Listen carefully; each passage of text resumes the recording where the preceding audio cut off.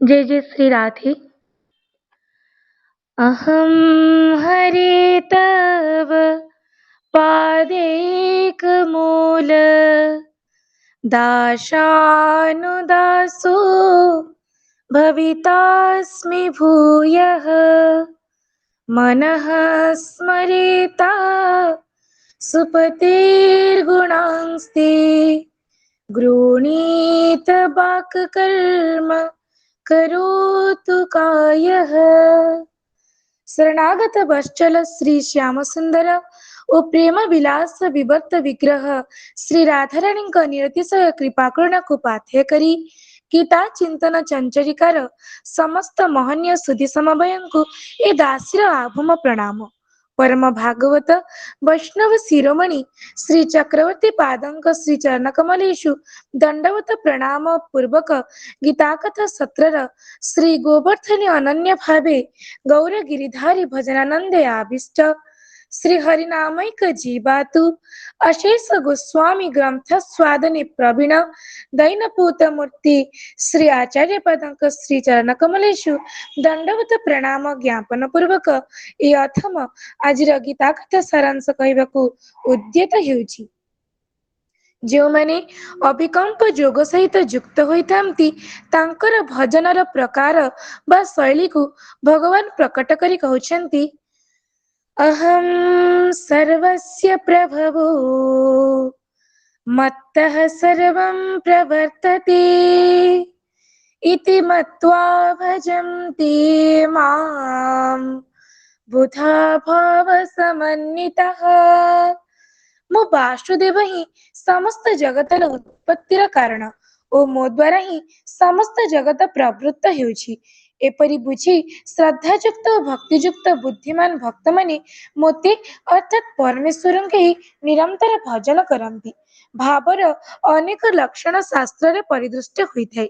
ନିଜର ଇଷ୍ଟଦେବଙ୍କ ସମ୍ବନ୍ଧରେ ଅତ୍ୟନ୍ତ ନିକୃଷ୍ଟ ବସ୍ତୁ ମଧ୍ୟ ଉତ୍କୃଷ୍ଟ ଭାବେ ପ୍ରତୀତ ହେବା ଭାବ। ଇଷ୍ଟଦେବଙ୍କ ବିନା ବା ତାଙ୍କ ସମ୍ବନ୍ଧ ରହିତ ଅତ୍ୟୁତ୍କୃଷ୍ଟ ବସ୍ତୁ ମଧ୍ୟ ନିକୃଷ୍ଟ ପ୍ରତୀତ ହେବା ଭାବ ଅଟେ। ଯେପରି ଯମୁନାଚାର୍ଯ୍ୟଙ୍କ ଭାବ ତବଦାସ୍ୟ ସୁଖୈକ ସଙ୍ଗିନାମ୍ ଭବନେଷ୍ୱପି କୀଟ ଜନ୍ମ ମେ ଇତରେବ ସତି ସୁମାସ୍ମଭୂ ଦପି ଜନ୍ମ ଚତୁର୍ମୁଖାତ୍ମନା। हे नाथ, ତୁମର ଦାସ୍ୟ ସେବା ବା ଉପାସନା ହିଁ ଏକମାତ୍ର ସୁଖ ବୋଲି ବିଚାର କରୁଥିବା ତୁମର ଭକ୍ତ ମାନଙ୍କର ନିକଟରେ ମୋତେ ପତଙ୍ଗ ଜନ୍ମ ପ୍ରଦାନ କର। କଦାଚିତ୍ ତାଙ୍କ ଚରଣ ଦ୍ୱାରା ସଂସ୍ପୃଷ୍ଟ ହୋଇପାରିବି। ଅତ୍ୟନ୍ତ ନିକୃଷ୍ଟ କୀଟ ଜନ୍ମ ମଧ୍ୟ ଭଗବତ ସମ୍ବନ୍ଧରେ ଅତ୍ୟୁତ୍କୃଷ୍ଟ ରୂପେ ପ୍ରକାଶିତ। ଅତ୍ୟନ୍ତ ଉତ୍କୃଷ୍ଟ ବ୍ରହ୍ମ ପଦବୀ ନିମନ୍ତେ ମଧ୍ୟ ୟମୁନାଚାର୍ଯ୍ୟଜୀ ବାଞ୍ଛା କରିନାହାନ୍ତି। ଭଗବତ ସମ୍ବନ୍ଧକୁ ହିଁ ଜୀବନ ଏକମାତ୍ର ଆଧାର ରୂପେ ସେ ସ୍ୱୀକାର କରିଛନ୍ତି। ଭକ୍ତମାନଙ୍କର ହୃଦୟ କୋଷାଗାରରେ ବା ମଞ୍ଜୁଷରେ ପ୍ରପୂଜିତ ହେବା ପରି ଅଗ୍ରିମ ଶ୍ଲୋକ ହେଉଛନ୍ତି, ମଚ୍ଚିତ୍ତା ମଦ୍ଗତ ପ୍ରାଣା ବୋଧୟନ୍ତଃ ପରସ୍ପରಂ କଥୟନ୍ତଶ୍ଚ ମାମ୍ ନିତ୍ୟಂ ତୁଷ୍ୟନ୍ତି ଚ ରମନ୍ତି ଚ।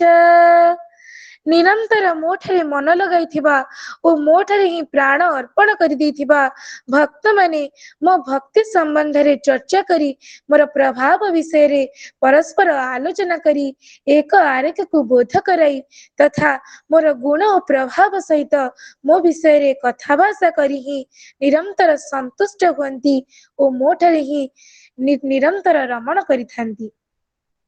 मयि चित्तम येषां ते मच्चित्ताः सवै मनः कृष्ण पदारविन्दयोः अनुसरे ଯେଉଁମାନଙ୍କର ଅନ୍ତଃକରଣ ଏକମାତ୍ର ନନ୍ଦ ନନ୍ଦନ ଶ୍ରୀକୃଷ୍ଣଙ୍କ ଚରଣ ନଳିନରେ ସମ୍ପ୍ରବିଷ୍ଟ ସେମାନେ ମଚ୍ଚିତ୍ତାଃ। ଶ୍ରୀ ବିଲ୍ୱମଙ୍ଗଲ ଠାକୁରଜୀ କହୁଛନ୍ତି, सोऽयं मुनीन्द्र जनमानस तापहारी सोऽयं मदग्रज वधूवसनापहारी सोऽयं तृतीय भुवने स्वरदर्पहारी सोऽयं मदीय हृदया बुरुहापहारी।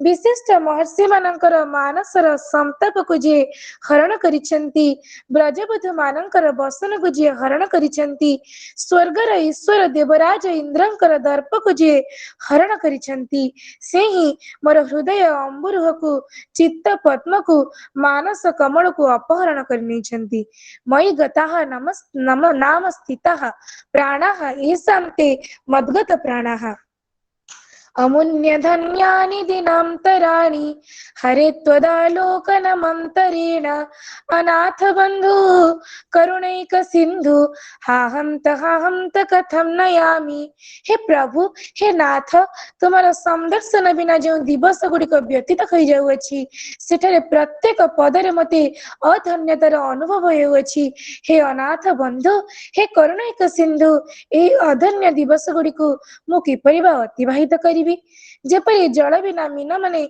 प्राण धारण करने को अक्षम होइथांती सेपरि जो माने मध्य नाम रूप गुण लीलादिर श्रवण कीर्तन चिंतन बिना जीवन धारण करने को असमर्थ अटंती से माने मद्गत प्राणाः साधारण लोक माने धनगत प्राण अन्नगत प्राण यशगत प्राण स्वजनगत प्राण होइथिबा बेले भक्त माने मद्गत प्राण होइथांती सेथिपई सनकादि माने कहउचंती कथा मात्रिक जीविनः अथवा मधुसूदन सरस्वती पदंक टीकानुजाई जहार समस्त इंद्रिय मोर भजन निमित्त व्यापार युक्त होइछि अर्थात चक्षु भगवत दर्शन जिह्वा भगवत गुण कीर्तन कर्ण कथा लीलादि श्रवण नासिका चरण कमलर दिव्य सौरभर आग्रहण पई सर्वदा व्याकुलित अटे जिह्वे कीर्तय केसर केशवं मुररिपुं चेतो भज श्रीधरं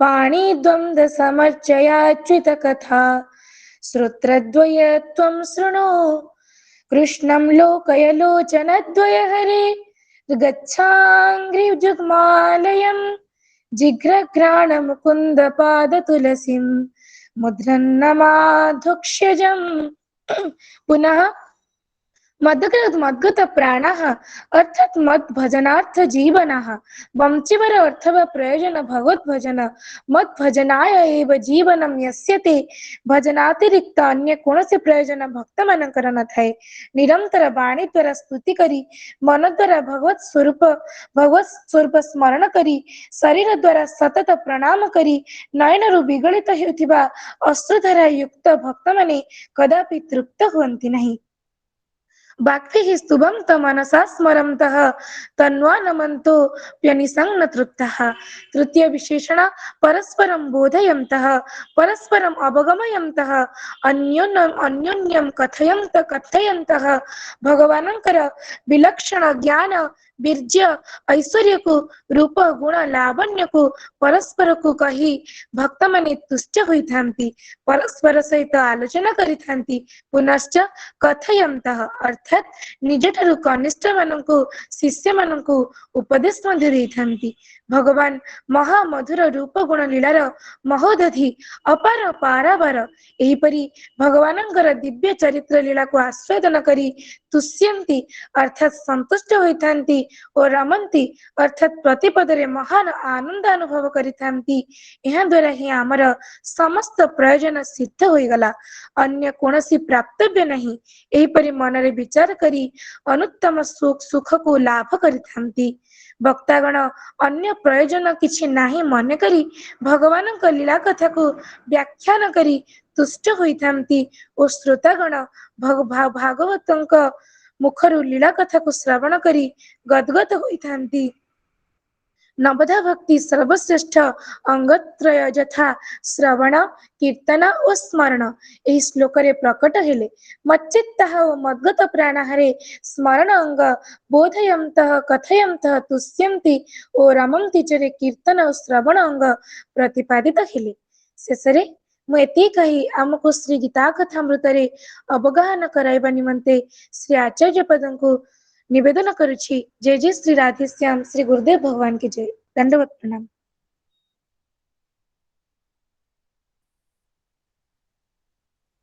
यस्य प्रसादात् भगवत् प्रसादो यस्य प्रसादान्न गति कुतोऽपि ध्यायं स्तुवं तस्य यशस्त्रिसन्ध्यम् वन्दे गुरु श्री चरणारविन्दम् वन्दे गुरु श्री चरणारविन्दम्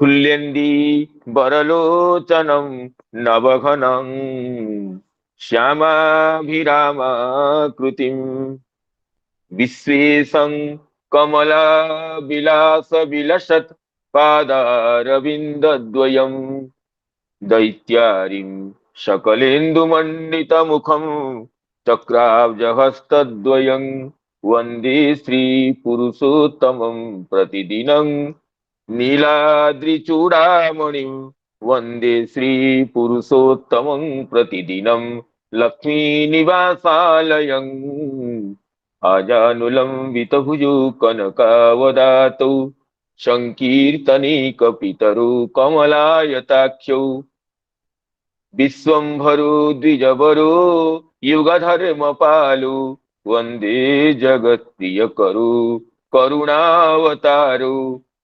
राधाकरावचितपल्लववल्लरीके राधापदाङ्क विलसन् मधुरस्थलीके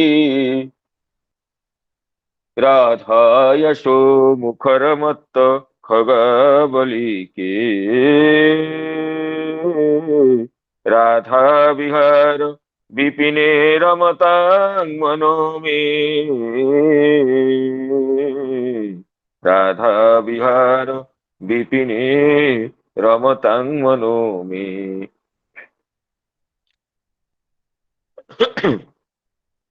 पार्थाय प्रतिबोधितां भगवता नारायणेन स्वयं व्यासेन ग्रथितं पुराणमुनिना मध्ये महाभारतम् अद्वैतामृतवर्षिणीं भगवती अष्टादशाध्यायिनी मम त्वामनुसन्दधामि भगवद् गीते भगवद्वेषिणीम् यत्र यत्र रघुनाथ कीर्तनं तत्र तत्र कृतमस्तकाञ्जलिं बाष्पवारि परिपूर्णलोचनं नमत मारुतिं राक्षसान्तकं वाञ्छाकल्पतरुभ्यश्च कृपा सिन्धुभ्य एव च पतितानां पावनेभ्यो वैष्णवेभ्यो नमो नमः पतितानां पावनेभ्यो वैष्णवेभ्यो नमो नमः।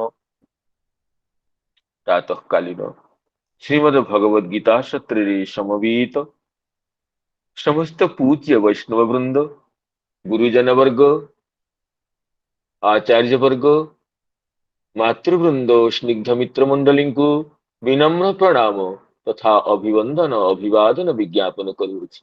भगवत अनुकंपारु प्रत्यह प्रातः श्रीमद् भगवद गीतामृत बारिधिरे अवगाहन रूप परम दिव्य सौभाग्य संप्राप्त हेउथिबारु समस्त सुधी श्रोतृमंडली चरण कमल पुनः कृतज्ञता निवेदन पूर्वक अद्यतन दिवसर आलोचन संप्रविष्ट हेबा पई अनुज्ञा प्रार्थना करुछि। जेपरि आयुष्मती माधवी मंजरी गत दिवसर कथा सारांश को सुष्ठु समुपस्थापन करिसंति ताहा अत्यंत श्लाघनीय ओ मननीय अटे। तदनुसारे अद्यतन दिवसर चर्चारे प्रवृत्त हेबा दशम अध्याय जहाँकि विभूति योग नाम नामित ये अध्याय रे भगवान निजर अविचिन्त्य ऐश्वर्य को प्रतिपादन कला परे यदीय प्रिय भक्त मानकर भजनर स्वरूप को तंकर हृदयर स्वरूप को परिप्रकाश करी कहिसंती जे अहम प्रभव सर्वस्य मत्तः सर्वं प्रवर्तते इति मत्वा भजन्ते मां बुधाः भाव समन्विता। बुध माने भाव संयुक्त चित्तरे मते उपासना करंती सकल जगतर आदि कारण मते जानी पारी आउ से माने मच्चित्ताः मद्गत प्राणाः बोधयन्तः परस्परं कथयन्तश्च मां नित्यं तुष्यन्ति च रमन्ति च। से माने मोठारे मनोनिवेश पूर्वक मद्गत प्राण होई परस्पर मद्विषयक आलाप करी मोर अविचिन्त्य ऐश्वर्य को आलोचना करी संतुष्ट हुंती सेथिरे ही रमण करंती विहार करंती तांकर संतोषर तांकर आनंदर ଏହା ହିଁ एकमात्र साधन अन्य कौनसी पार्थिव सुख को ସେମାନେ ନିଜର ଆନନ୍ଦର ପରିଧିରେ ଅନ୍ତର୍ଭୁକ୍ତ କରନ୍ତି ନାହିଁ ବୋଧୟନ୍ତଃ ଏବଂ कथयन्तश्च मां नित्यं तुष्यन्ति च रमन्ति च तुष्यन्ति और रमन्ति तत्रैव रमन्ते रमन्ति ये आर्ष प्रयोग अटे लौकिक व्याकरण रे रमन्ते हब तेणु रमन्ते तत्रैव विहरन्ति तेषां सुखस्य नान्यत किमपि प्रयोजनम् नान्यत साधनम् एहिपरि भगवत भक्त मानकर अनुपम चरित्र को अनुपम तंकर जीवन यात्रार स्वरूप को भगवान स्वमुखरे प्रतिपादन करिसंति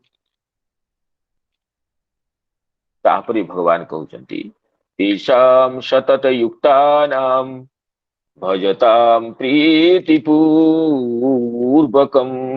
तेषां सतत युक्तानां भजतां प्रीतिपूर्वकं ददामि बुद्धियोगं तं येन मामुपयन्ति ते येन मामुपयन्ति ते भगवान कहउचंती तेषां सतत युक्तानां निरंतर मो सहित संयुक्त पूर्वर मध्य भगवान कहिचंती सतत युक्तानां को नित्य युक्तानां शब्द नवम अध्याय कहिचंती जे अनन्याः चिन्तयन्तो मां ये जनाः पर्युपासते तेषां नित्याभियुक्तानां योगक्षेमं वहाम्यहम् नित्य अभियुक्त नित्य संलग्न भक्त मानकर योगक्षेम को अलब्ध लाभ लब्ध परिरक्षण रूप योगक्षेम को मु बहन करि थाए पुनश्च भगवान कहिचंती नमस्यन्तश्च मां भक्त्या सततम कीर्तयन्तो मां नित्ययुक्ता उपासते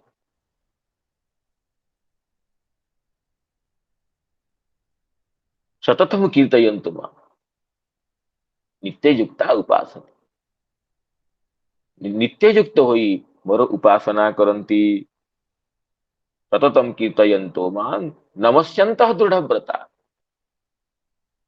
निरंतर कीर्तन करी एवं निरंतर नमन करी से भक्त माने निरंतर नित्ययुक्ता उपासते नित्ययुक्त भावरे मोर उपासना करंती निरंतर मदीय गुण कीर्तन करी एवं मते प्रणाम करी हे नित्ययुक्त भक्त माने मोर उपासना करंती नित्ययुक्ता उपासते नमस्यन्तश्च मां भक्त्या नित्ययुक्ता उपासते सततम कीर्तयन्तो मां यतन्तश्च दृढ़व्रता नमस्यन्तश्च मां भक्त्या नित्ययुक्ता उपासते जाक पूर्व भगवान नित्ययुक्ता कहिचंती नित्याभियुक्तानां कहिचंती ताकू एठी कहउचंती भगवान कि तेषां सतत युक्तानां सतत मो सहित संलग्न जेମିତି संसारी व्यक्ति निरंतर संसार सह संलग्न थाए तार जाग्रत स्वप्न सुसुप्ति संसार चित्र को तार हृदय मध्य धारण करि थाए किपरि संसार लाभ हब किपरि मते यश लाभ हब किपरि मोर श्रेष्ठ को अन्य माने बुझिबे किपरि मते संसार शब्द स्पर्श रूप रस गंधादि विषय प्राप्ति हब बा किपरि प्राप्ति हेइथिला किपरि हब किपरि होउची संसार सुखर किपरि संश्लेष हब संयोग हब समृद्धि हब ए विषय तार अभियोग तार नित्य निरंतर मानसिक प्रवृत्ति संलग्न थाए से भक्त माने निरंतर भगवत विषयक चिंतन को, भगवत विषयक जो प्रवृत्ति को आश्रय करी निरंतर निजर मनोनदी को प्रवाहित करिथांती। तेणु सतत युक्ता नाम भजता प्रीतिपूर्वक, प्रीतिपूर्वक भजन करती। कौन भजन अप्रीतिपूर्वक हुए कि? हाँ, भजन करिवार अनेक अच्छी उद्देश्य। कि किछि पाइबाकू भजन करे, यदि किछि पाइबाकू भजन करुथुबो, किछि पाइबा ପାଇଁ उद्देश्य भजन करुथुबो, तेबे से मध्य भजन अर्थ सेवा करिबा। राजपुरुष राजांकर सेवा करे, तार सेवारे प्रीतिर आवरण थिले मध्य तार एकमात्र उद्देश्य थाए पाइबा किछि। राजांक ठारू निजर वेतन को लाभ करिबा ही राजपुरुषर सेवार एकमात्र प्रयोजन। प्रीतिर आवरण रे, प्रीतिर अनुकरण रे से राजांकर सेवा करिथाए किछि प्राप्तिर उद्देश्य रे, निजर परिवार पोषण पाई वेतन लाभर उद्देश्य रे से सेवा करिथाए। तेणु कपिल देव जेतबेले तृतीय स्कंदरे भक्तिर आलोचना करिसंती, से कहिसंती जे मते उपासना करिथाए यश पाई, लाभ पाई, निजर संरक्षण पाई, सी अटे से भक्ति राजसी भक्ति अटे। विषया नभिसंधाय यश ऐश्वर्यमेव वा अर्चादौ अर्चयद यो मां पृथक भावः स राजसः। यह पृथक भाव भिन्न दृष्टि विशिष्ट जी मते अर्चना करे, कौन ना विषयान अभिसंधाय, सांसारिक विषयर अभिवृद्धि को लक्ष्य करी, यश ऐश्वर्यमेव कीर्ति लाभ पाई, ऐश्वर्य लाभ पाई, जह अर्चयित जह भजित स राजसः। आउ मध्य केतेक भक्त अछंती किछि चाहंतिनी किंतु कर्तव्य बुद्धि रे भजना करन। मुनिगण, तपस्वीगण, योगीगण कर्तव्य बुद्धि रे भजना करन। तांकर भजनेर मुख्य उद्देश्य इदं मे कर्तव्यम, कर्म निर्हारम उद्देश्य परस्मिन् वा तदर्पणम यदेद यष्टव्यमिति। पृथक भाव स सात्विक, ये सात्विकी उपासना। यजेत यष्टव्यम इति, भगवान जेहेतु परम पिता तांकर उपासना कर्तव्य अटे। कर्तव्य बुद्धिर परिधिरे निबद्ध एही उपासक माने उपासना करंती। कर्म निर्हारम उद्देश्य, निजर कर्मर निर्हार पाई, कृत कर्मर शुभाशुभ फलर परिसमाप्ति पाई, परस्मिन् वा तदर्पणम अथवा परमेश्वर निकटरे निजर समस्त कर्म को समर्पण करिबा पाई। यजेत यष्टव्यम इति, यष्टव्यम परमेश्वरंकर उपासना द्वारा ही मो काल कबल उद्धार पाई परिबी, से परम कर्तव्य अटे। तेणु कर्तव्य बुद्धि रे जे उपासना करे से मध्य भक्त। पितांकर उपासना करिया मोर कर्तव्य अटे, एहिपरि जे उपासना करे पितांकर से मध्य पितांकर भक्त। किंतु कर्तव्य ही जे एकमात्र भक्तिर यदि बीज हबो, उद्देश्य हबो, से भक्ति सर्वांग पुष्ट हब नहीं। कर्तव्य को अतिक्रम करी जो भक्ति, जो केवल प्रीति ही एकमात्र आधार, प्रीति ही जीवन एकमात्र उद्देश्य। व्यक्ति परिवार पोषण करे कर्तव्य को नहीं केवल करे, निजर प्रीति रे करे। से संसारी व्यक्ति को प्रीतिर परिभाषा बुझाया को पड़े ना, से स्वतः ममताग्रस्त हटे। कामी नारी प्यारी जिमी, लोभी प्रिय जिमी दाम, तिमी रघुनाथ निरंतर प्रिय लागहु मोहि राम। संसारी व्यक्ति को प्रीतिर परिभाषा को बुझेया को जाए गोस्वामी तुलसीदास तांकर उदाहरण देइचंती। ए कामी नारी को जेपरी भल पाए, लोभी व्यक्ति धन को जेपरी संरक्षण करे, धन को देखि देखि जीवन धारण करे, अल्प मध्य वित्त क्षति हेले निजर शरीर क्षति हेला बोली मने करे, सेही भली हे भगवान मते सेही भली प्रीति दिया तुम चरण कमल। कामिनी नारी प्यारी जिमी लोभी प्रिय जिमी दाम तिमी रघुनाथ निरंतर प्रिय लागमु मोहि राम। श्री प्रहलाद जी कहती विष्णु पुराण रे जे या प्रीति रविवेका नाम विषय स्वन पाइनी त्वामनुस्मरत स्वामी हृदयान माप सर्पतु। अविवेक व्यक्ति मानकर विषय रे जो भली अनपाइनी माने अपाय रहित प्रतिक्षण प्रवर्धमान जे प्रीति थाए विषय जे दुखर आलय एपरी बोध होउथिले मध्य से बोध को तिरस्कार करी बोध को उपेक्षित करी विषय को ही सर्वस्व मन करी अविवेक व्यक्तिगण संसार रे ही निरंतर रमण करती विहार करती। हे भगवान मते से भली अविवेकी व्यक्तिर विषय रे जो भली प्रीति मोर तुमर चरण कमल रे प्रतिक्षण प्रवर्तमान से भली प्रीति प्रभु दियो। या प्रीति रविवेका नाम विषय स्वन पाइनी त्वा मनुस्मरत सामे हृदयान माप सर्पतु। तेणु संसारी व्यक्ति को प्रीतिर परिभाषा को बुझेया को पड़े ना। भगवत भक्ति भगवत प्रीति कहले से प्रीतिर धारा को से प्रीतिर दिग को परिवर्तन करिया पड़े। से प्रीतिर विषय को केवल संसार परिवर्तित करी भगवानंकर चरण कमल रे संयुक्त करिया को पड़ी थाए। तेणु भजता प्रीतिपूर्वक भजन करिवा कर्तव्य बुद्धि रे भजन करिवा तो सात्विकी उपासना अटे सात्विक भक्ति अटे। किंतु कपिल देव जी आगरे निर्गुण भक्तिर स्वरूप प्रतिपादन करिसेंती। जो निर्गुण भक्ति रे प्रीति ही एकमात्र आधार मद्गुण श्रुति मात्रेण मयि सर्व गुहाशयी मनोगति रविच्छिन्ना यथा गंगाम भसोम बुधु लक्षणं भक्ति योगस्य निर्गुणस्य हुदाहुतम। ये निर्गुण भक्ति योगर लक्षण मद्गुण श्रुति मात्रेण मयि सर्व गुहाशये मनोगति रविच्छिन्ना यथा गंगाम्बस अम्बुधौ।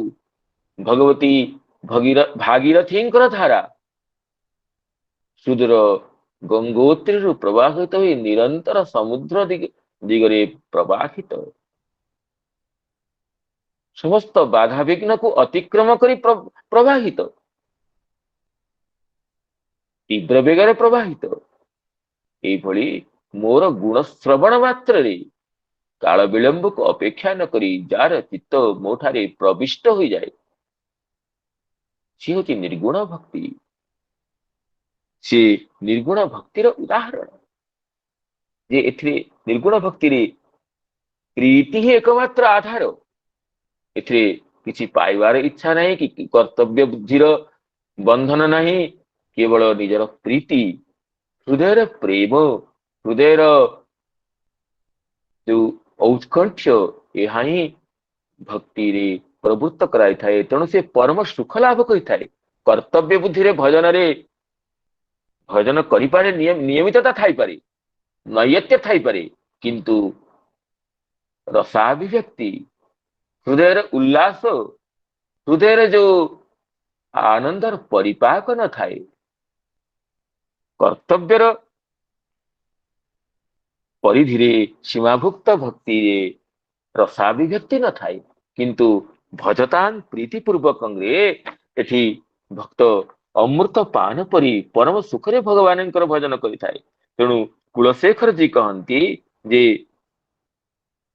सुखतरम अपरम न जातु जाने हरि चरण स्मरणा मृतेन तुल्यम। भगवान चरण स्मरण जन्य जो अमृत लाभ तद तद तदनुरूप आउ द्वितीय सुख को मु जानी नहीं। सरसिज नयने सशंख चक्रे सरसिज नयने सशंख चक्रे मुरविधि मा विरमस्व चित्तरन्तुम मुरविधि मा विरमस्व चित्तरन्तुम मा विरमस्व चित्तरन्तुम सुखतरम परम न जातु जाने सुखतरम परम न जातु जाने हरिचरण स्मरणामृतेन तुल्यम हरिचरण स्मरणामृतेन तुल्यम सुखतरमपरं न जातु जाने हरिचरण स्मरणामृतेन तुल्यम हरिचरण स्मरणामृतेन तुल्यम अपरम सुखम सुखतरम जातु न जाने कदापि जानिने वो सुख को। ये तो प्रीतिपूर्वक भजन। तेणु कुलशेखर जी कहती जे हे भगवन त्यजन्तु बांधवा सर्वे निंदन्तु गुरवो जनाः तथापि परमानंदो गोविंदो मम जीवनम गोविंदः मम जीवनम परमानंद परम आनंद स्वरूप बांधव माने मते परित्याग करंतु मते उन्मत्त भाविके त्याग कर दियंतु गुरुजन माने मते मुग्ध मन करी मूढ़ मन करी निंदा करंतु चिंता नहीं मु तो परमानंद बारिधिरे क्षण क्षण रे उन्मज्जित निमज्जित होची गोविंद मम जीवनम। तेणु ये तो प्रीतिपूर्वक भजन भजतां प्रीतिपूर्वकम ଏଇଭଳି ସତେଷାಂ ସତତ युक्तानां ଭଜତାಂ ପ୍ରୀତିପୂର୍ବକମ୍। ତେଣୁ ସଂସାର ଆମମାନଙ୍କ ପାଇଁ ଆମମାନଙ୍କ ଭଳି ସଂସାରୀ ବ୍ୟକ୍ତି ମାନଙ୍କ ପାଇଁ ପ୍ରୀତିର ପରିଭାଷାକୁ ଅଧିକ ବ୍ୟକ୍ତ କରିବା ଆବଶ୍ୟକତା ନାହିଁ। ଆମେ ସବୁବେଳେ ସଂସାରରେ ପ୍ରୀତିରେ ହିଁ ଆସକ୍ତ। ସଂସାରକୁ ଛାଡିବାକୁ ହେଲେ ଆମକୁ କ୍ଲେଶ ପଡେ, ସଂସାରକୁ ଗ୍ରହଣ କରିବାକୁ ହେଲେ କ୍ଲେଶ ନଥାଏ ଆମକୁ। ଆମେ ଶୟନ ସ୍ୱପ୍ନ ଜାଗୃତିରେ ସଂସାର ପ୍ରତି ହିଁ ଆମେ ପ୍ରୀତି ବିଶିଷ୍ଟ ଅଟୁ। ସଂସାରକୁ ସ୍ୱୀକାର କରିବା ପାଇଁ ଉପଦେଶର ଆବଶ୍ୟକତା ନଥାଏ। ସ୍ୱଭାବତଃ ଆମେ ସଂସାରରେ ଅନୁରକ୍ତ। ସେଇଭଳି ଯୋଉ ଅନୁରକ୍ତି, ସେଇଭଳି ପ୍ରୀତି, ସେଇଭଳି ହୃଦୟର ଆବେଗ ଭକ୍ତର ଥାଏ ଭଗବାନଙ୍କ ଚରଣ କମଳରେ। ତେଣୁ ତେଷାଂ ସତତ ଯୁକ୍ତାନାଂ ଭଜତାଂ ପ୍ରୀତିପୂର୍ବକଂ ପ୍ରୀତିପୂର୍ବକଂ ଭଜତାଂ। ପ୍ରୀତିଯୁକ୍ତ ହୋଇ ଯୋଉମାନେ ଭଜନା କରନ୍ତି ଏଇ ପ୍ରୀତିପୂର୍ବକଂ ଭଜତାଙ୍କୁ ମଧୁସୂଦନ ସରସ୍ୱତୀ ପାଦ ଟୀକାରେ ବ୍ୟକ୍ତ କରନ୍ତି ସତତ ଯୁକ୍ତାନାଂ ତେଷାଂ ସତତଂ ଯୁକ୍ତାନାଂ ଭଗବତୀ ଏକାଗ୍ର ବୁଦ୍ଧିନାଂ। ଭଗବାନଙ୍କ ଚରଣ ଠାରେ ଯାହାର ଏକାଗ୍ର ବୁଦ୍ଧି ଅଟେ, ପରିନିଷ୍ଠିତା ବୁଦ୍ଧି ଅଟେ। ଅତଏବ ଲାଭ ପୂଜା ଖ୍ୟାତ୍ୟାଦି ଅନଭିସନ୍ଧାୟ ପ୍ରୀତିପୂର୍ବକଂ ଏବ ଭଜତାଂ ସେବମାନା। ତେଣୁ ନିଜର ଲୌକିକ ଲାଭ ବା ପୂଜା ବା ଖ୍ୟାତି ବା କୀର୍ତ୍ତି ଇତ୍ୟାଦିକୁ ଅଭିସନ୍ଧାନ ନ କରି, ଇତ୍ୟାଦିର କଥମପି ଅନୁସନ୍ଧାନ ନ କରି ପ୍ରୀତିପୂର୍ବକ ଯୋଉମାନେ ଭଜନା କରନ୍ତି ଲାଭ ପୂଜା ଖ୍ୟାତ୍ୟାଦି ଅନଭିସନ୍ଧାୟ ପ୍ରୀତିପୂର୍ବକଂ ଭଜତାଂ ସେବମାନାନାଂ। ସେଇ କଥାକୁ ଶ୍ରୀ ଭୂଷଣ ଭାଷ୍ୟକାର କହନ୍ତି ଯେ ପ୍ରୀତିପୂର୍ବକମ୍ ନାମ ମମ ଯାଥାତ୍ମ ଜ୍ଞାନେ ଜ୍ଞାନ ଜେନ ରୁଚିଭରେଣ ଭଜତାଂ। ମୋର ଯାଥାତ୍ମ ଜ୍ଞାନରୁ ଜାତ ହୋଇଛି ଯୋଉ ରୁଚି ଭଗବାନଙ୍କର ଯଥାର୍ଥ ସ୍ୱରୂପକୁ, ଭଗବାନଙ୍କର ପରମାନନ୍ଦ ସ୍ୱରୂପକୁ ଆଉ ସଂସାରର ଦୁଃଖାଳୟତାକୁ ବୁଝିପାରିଲୁ। ସେ ରୁଚି ବୁଝିପାରି ରୁଚି ଭରେଣ ଭଜତାଂ ରୁଚିର ପୂର୍ଣ୍ଣତା ସହିତ ପରମ ରୁଚିରେ ପରମ ଆନନ୍ଦରେ ମନର ସ୍ୱାଭାବିକ ପ୍ରବାହରେ ମୋତେ ଯିଏ ଭଜନା କରୁଛନ୍ତି ଅତଃ ମମ ଯାଥାତ୍ମ ଜ୍ଞାନେନ ରୁଚି ଭରେଣ ଭଜତାଂ। ରୁଚିପୂର୍ବକ ଯୋଉମାନେ ଭଜନା କରୁଛନ୍ତି ମତେ ମୋର ଯାଥାତ୍ମ ଜ୍ଞାନ ଦ୍ଵାରା, ତାଙ୍କ ପାଇଁ କଣ କରେ ମୁଁ ନା ଦଦାମି ବୁଦ୍ଧି ଯୋଗମ୍ ତମ୍ ୟେନ ମାମ୍ ଉପଜାନ୍ତି ତେ। ମୁଁ ତାଙ୍କୁ ବୁଦ୍ଧି ଯୋଗ ପ୍ରଦାନ କରିଥାଏ। ତାଙ୍କୁ ମୁଁ ବୁଦ୍ଧି ରୂପକ ଯୋଗକୁ ପ୍ରଦାନ କରିଥାଏ। କଣ ନା ୟେନ ମାମ୍ ଉପଜାନ୍ତି ତେ, କିପରି ମୋର ପ୍ରାପ୍ତି ହବ ମୁଁ ତାକୁ प्रतिपादन करिथाए कारण भगवान ही भगवान प्राप्तिर मार्गर उपदेशकारी भगवान को पाइबार उपाय कौन अटे यद्यपि शास्त्र प्रदर्शन करती किंतु शास्त्रर रहस्य को शास्त्रर प्रतिपादन शैलीर स्वरूप को अवगत हुई भगवान को प्राप्त होगा सहज साध्य नुहे भगवान ही भक्त को निजर प्राप्तिर स्वरूप को प्राप्तिर प्रकार को प्राप्तिर प्राप्तिर वैविध्य को प्राप्ति जन्य पराकाष्ठ को उपादान करती तेणु अंतर्जामी रूप से करती तेणु उद्धव जी कहती हे भगवान तुम जिते कृपा कर भक्त को से भक्त को जो तुम जो कृपा तुम जो अनुकंपा ताको स्मरण करके भक्त तो गदगद हो जाए भक्तार प्रति फल देवा को समर्थ नुहे तुम जो अनंत करुणा भक्त प्रति ताको स्मरण करी बड़ बड़ कवि माने मध्य ब्रह्मायु साहबी निज अनंत आयु द्वारा मध्य तुमर उपकार प्रत्युपकार करने को समर्थ होती नैबोपयन्त्यपचितिं कवयस्तवेश ब्रह्मायुषापि कृत मृद्धमुदस्मरन्तः ब्रह्मायुषापि कृतमृद्धमुदस्मरन्तः योऽन्तर्बहि स्तनुभृता मशुभं विधुन्वन् योऽन्तर्बहि स्तनुभृता मशुभं विधुन्वन् आचार्य चैत्य वपुषा स्वगतिं व्यनक्ति आचार्य चैत्य वपुषा स्वगतिं व्यनक्ति उद्धव जी कहते श्रीमद भागवत 29 अध्याय 11 स्कंद ये नैवोपजान्त्यपचितिं कवयस्तवेश बड़ बड़ कवि माने मनीषी माने अपचितिं नैव उपजान्ति कौन अपचितिं ना तुमर उपकार को स्मरण करिकी उपकार प्रत्युपकार करने को समर्थ होती ना रुद्ध मुद अर्थात आनंद द्वारा समृद्ध रुद्ध अटे मुत नाम आनंद जो मानकर रुद्ध मुद कृतं स्मरंत तुमर उपकार को स्मरण करकी रुद्ध मुद आनंद द्वारा रुद्ध होई समृद्ध होई अपचितिं नैव उपजान्ति से तुमर उपकार प्रत्युपकार प्रदान करने को समर्थ होती कौन उपकार भगवान कर ना योऽन्तर्बहि स्तनुभृताम अशुभं विधुन्वन् आचार्य चैत्य वपुषा स्वगतिं व्यनक्ति जे प्राणी मानकर अशुभ को निजर उपासकर अशुभ को उपासकर भगवत प्राप्ति प्रतिबंधकीभूत तत्व को नष्ट करी आचार्य चैत्य वपुषा स्वगतिं व्यनक्ति स्वगतिं गम्यते येन सा गति जहा द्वारा भगवान को पाई हब नाम गमनर सरणी को गमनर पंथा को व्यनक्ति नाम निज प्राप्तिर पंथा को परिनिर्दिष्ट करती जे केन पथा मम प्राप्ति ही स्यात् कया दिशा मम प्राप्ति स्यात् केन उपायन मम उपलब्धि स्यात् तम पंथानम ताम दिशम तम उपायं अहमेव ब्रवीमि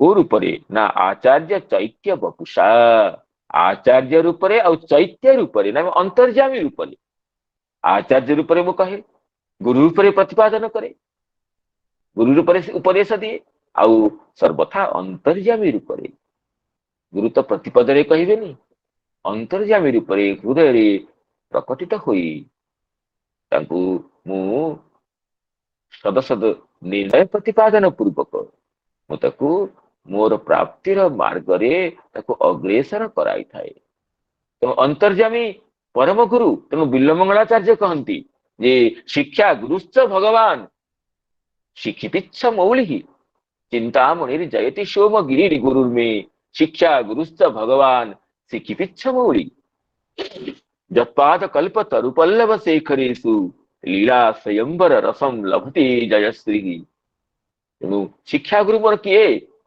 ना शिक्षा गुरु से शिक्षिपिच्छ मौलि मोर शिक्षा गुरु जी अंतर रे अंतर्यामी रूप रे ରହି ନିରନ୍ତର ମତେ ମାର୍ଗ ପ୍ରଦର୍ଶନ କରିଛନ୍ତି ତାଙ୍କୁ ପାଇବାର ଅନ୍ତର୍ଯାମୀ ରୂପରେ ଅନ୍ତଃ ୟମୟତି ଅନ୍ତଃ ତିଷ୍ଠନ୍ ନିୟମୟତି ଅନ୍ତଃ ତିଷ୍ଠନ୍ ଯହ ୟମୟତି ନାମ ନିୟମୟତି ସୋ ପ୍ରାପ୍ତି ଉପଦେଶଂ ପ୍ରଦଦାତି ସ ଅନ୍ତର୍ଯାମୀ।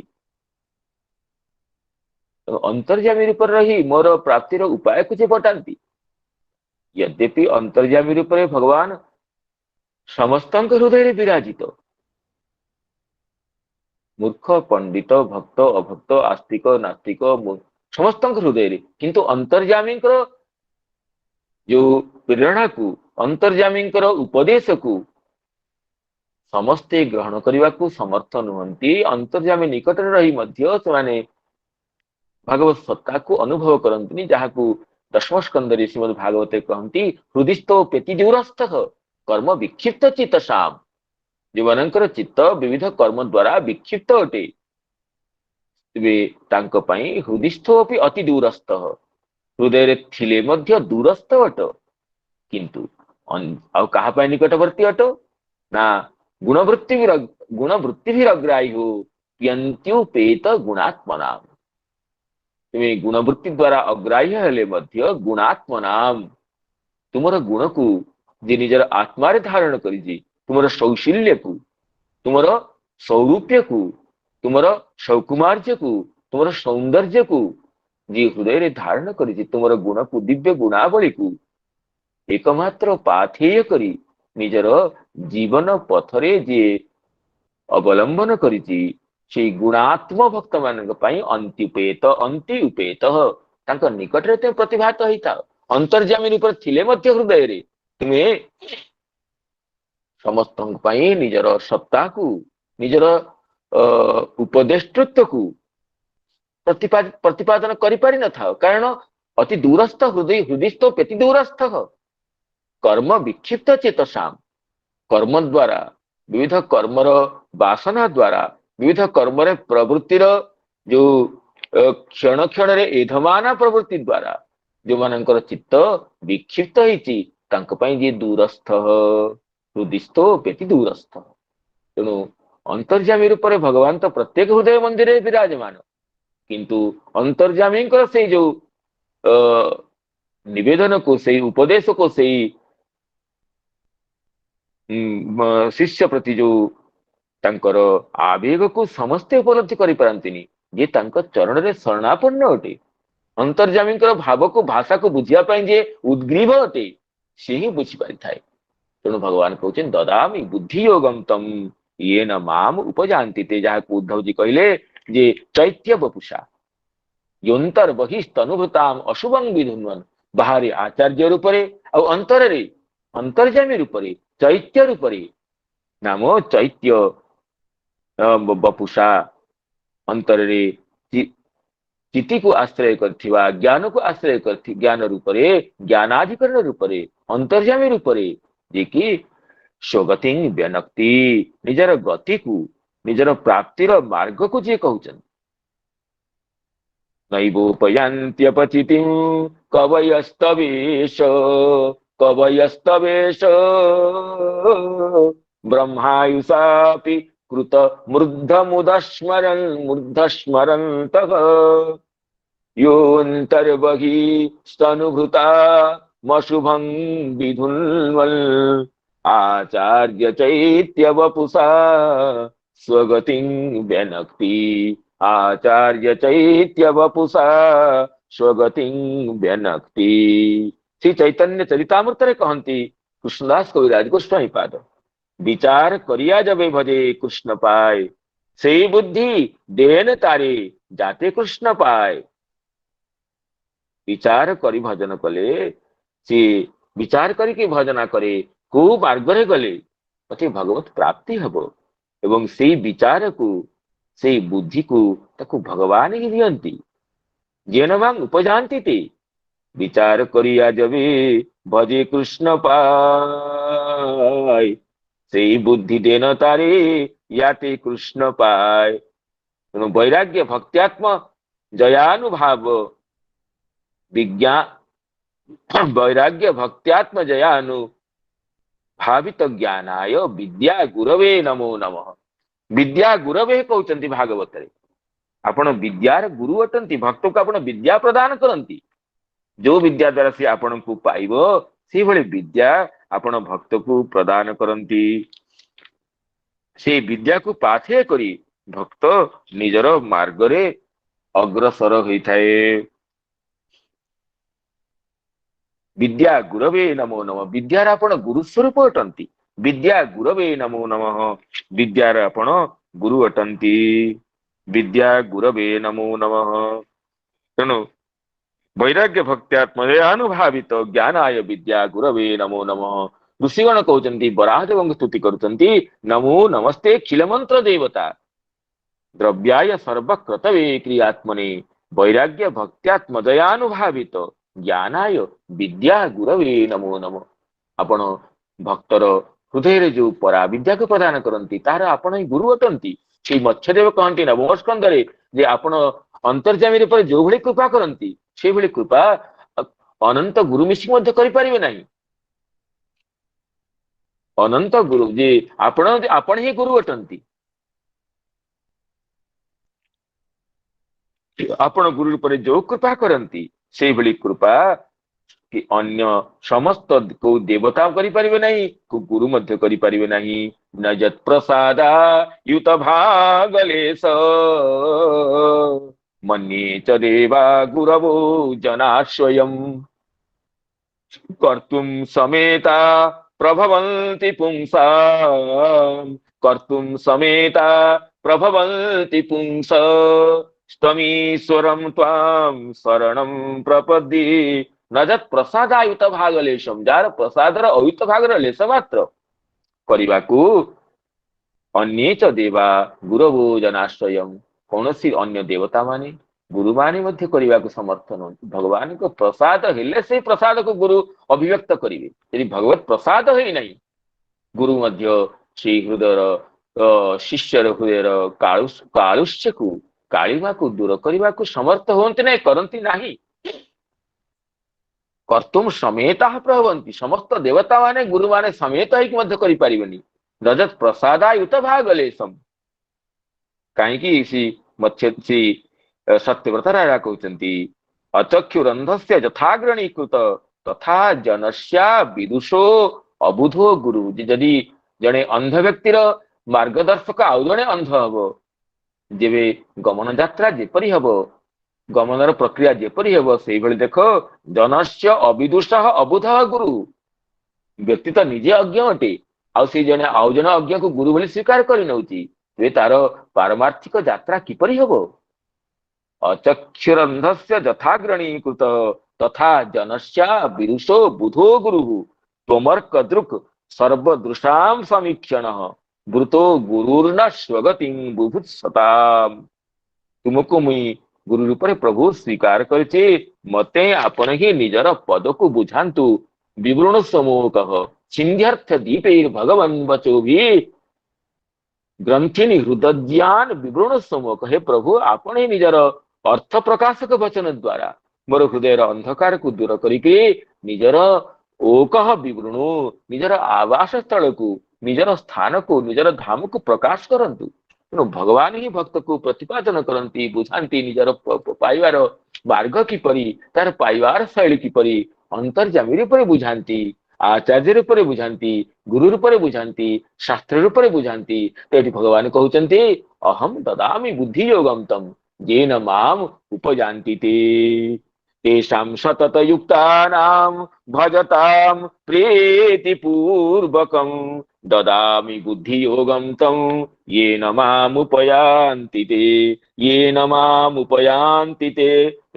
आमर सारार्थ वर्षणी टीकार पंक्ति को आलोचना करवा श्लोकर टीकाकार कहते ननु तुष्यन्ति च रमन्ति च इति त्वदुक्त्या त्वद्भक्तानां भक्त्या एव परमानंद गुणातीत इति अवगतम्। हम तुमर भक्त माने तुष्यन्ति च रमन्ति च कहवा द्वारा तुमर भक्ति द्वारा ही परमानंद को लाभ करन्ति यह बुझीगला। तेबे से मानकर तुमर पाइबारे कौन प्रकार अटे तेषां तत् साक्षात्कृत कः प्रकारः सच कुतः सकाशात् तै अवगंतव्य। तुमको पाइबा तो अत्यंत कठिन क्षीरस्य धारा निशिता दुरत्यया दुर्गं पथस्तत् कवयो वदन्ति। उपनिषद कहन्ति दुर्गं पथः तत् कवयो वदन्ति। कवि माने कहन्ति परमात्मा को परमेश्वर को पाइबार पथ सहज नुहे। यद्यपि भगवान गीतार कहले तस्याहं सुलभ पार्थ नित्य युक्तस्य योगिनः। नित्य युक्त हेले सुलभ, अन्यथा तो दुर्गं पथस्तत् कवयो वदन्ति। से पथ तो दुर्गम अटे। तेणु उत्तिष्ठत जागृत प्राप्य बरान्निबोधत श्रुति कहन्ति। तेणु से दुर्गम पथरे जोटि की पदे पदे पथ स्खलित हेबार संभावना अछि, से पथ को से माने किपरि बुझन्ति कुतः सकाशात् तै अवगंतव्यः इति अपेक्षा आह। ए अपेक्षा रे भगवान कहउछन्ति तेषां सतत युक्तानां भजतां प्रीतिपूर्वकम्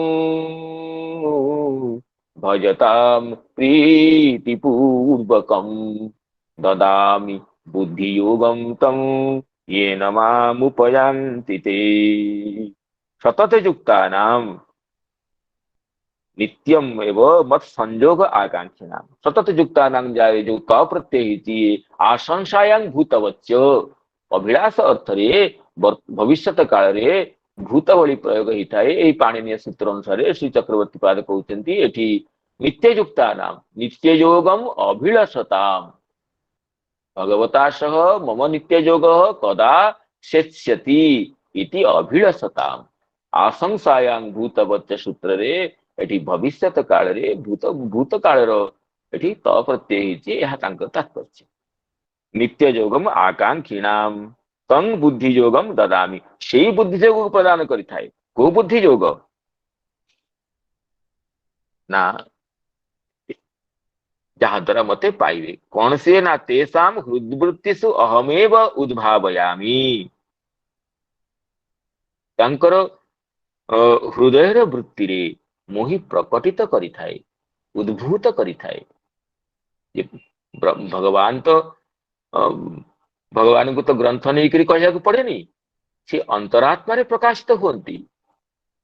तेने ब्रह्म हृदय आदि कवि आदि कवि को ब्रह्मांड को संकल्प मात्र रे हृदय चिंतन मात्र रे ये संपूर्ण वेद ज्ञान को प्रकाश करथिले। कहते हृदवृत्तिषु अहमेव उद्भावयामि। तांकर हृदयर वृत्ति रे आविर्भूत होई हृदय रे प्रकटित होई मु मते पाइबार जो बुद्धि योग अछि छ बुद्धि योग स्वतः अन्यस्माच्च कुतश्चित् अधिगन्तुम् अशक्य। ये बुद्धि योग स्वतः प्राप्तव्य ही थाए। पंचम अध्याय रे भगवान पूर्वर कहिसंति नहि ज्ञानेन सदृशम पवित्रम यह विद्यते तस्वयं योग संसिद्धः कालेन आत्मनि विन्दति।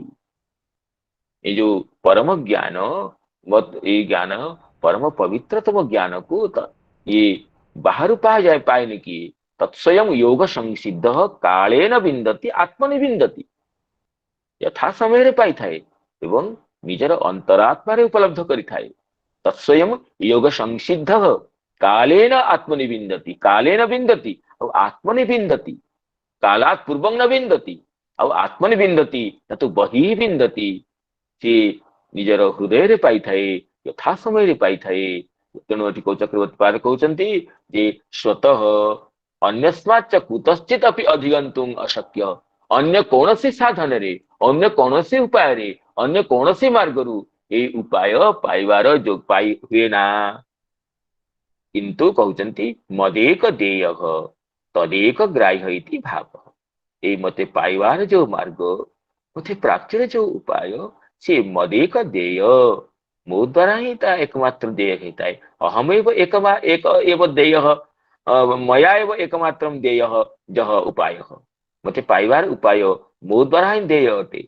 आकु मु दिए बोली जे मोर से वचन द्वारा समस्त ग्रहण करिवे नाही तदेक ग्राह्य जहाको मु प्रदान करिवे से ही बुझिबो तदेक ग्राह्य तेनैव ग्राह्य मदेक देय औ तदेक ग्राह्य इति भाव।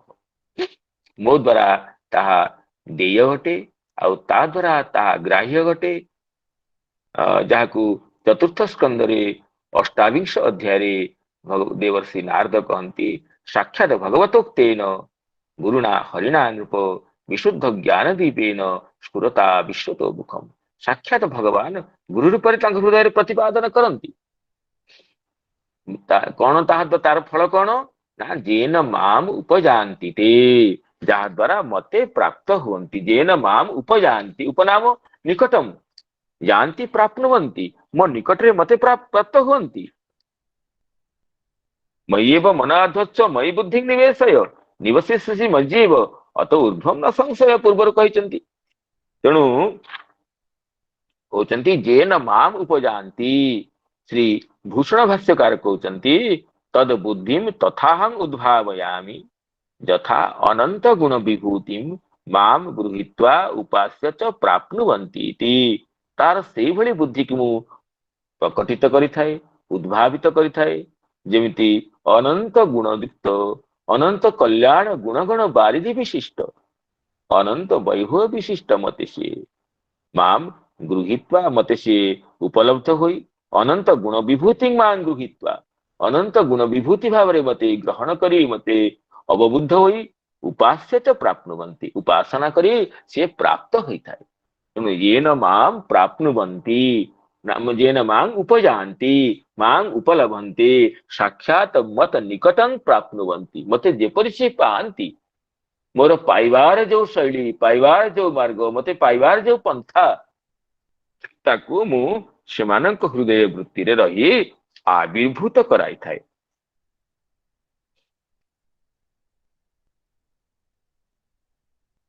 तेषां सतत युक्तानां भजतां प्रीतिपूर्वकं भजतां प्रीतिपूर्वकं ददामि बुद्धियोगं तं येन मामुपयान्ति ते येन माम उपयान्ति ते।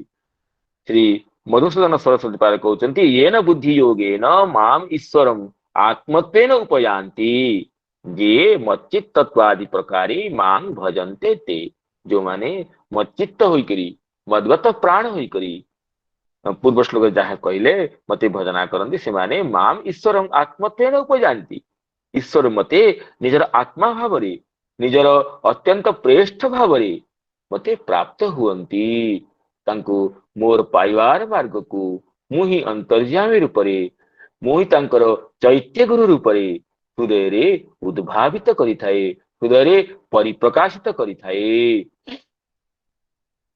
तेषां सतत युक्तानां भजतां प्रीतिपूर्वकं ददामि बुद्धियोगं तं येन मामुपयान्ति ते येन मामुपयान्ति ते। तेणु से बुद्धि योग को नाम बुद्धिया योग बुद्धि योग जो बुद्धि द्वारा मोर सहित योग होई परिबो मोर संबंध होई परिबो मोर प्राप्ति होई परिबो। तेणु बुद्धि तो जो हृदय जो तीर निश्चया बुद्धि से बुद्धि भगवान को चरण कमल रे भक्त को नहीं पहुंचे थाए से जो परम पवित्रा बुद्धि को परम विलक्षणा बुद्धि को परम पावनी बुद्धि को मुहि तांक हृदय रे उद्भावित करि थाए।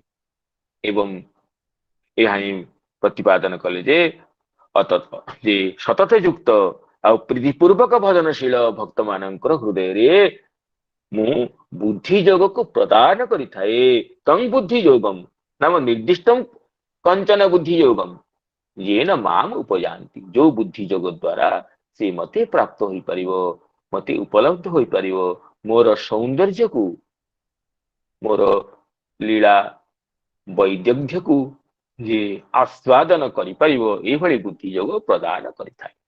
एबे एपरि भावरे भगवान अनन्य भक्त मानकर मच्चित्ता मद्गत प्राणा बोधयंत परस्पर भक्त मानकर तांको प्राप्तिर प्रकार को निजे से बुझाती ए कथा को प्रतिपादन करिसंती।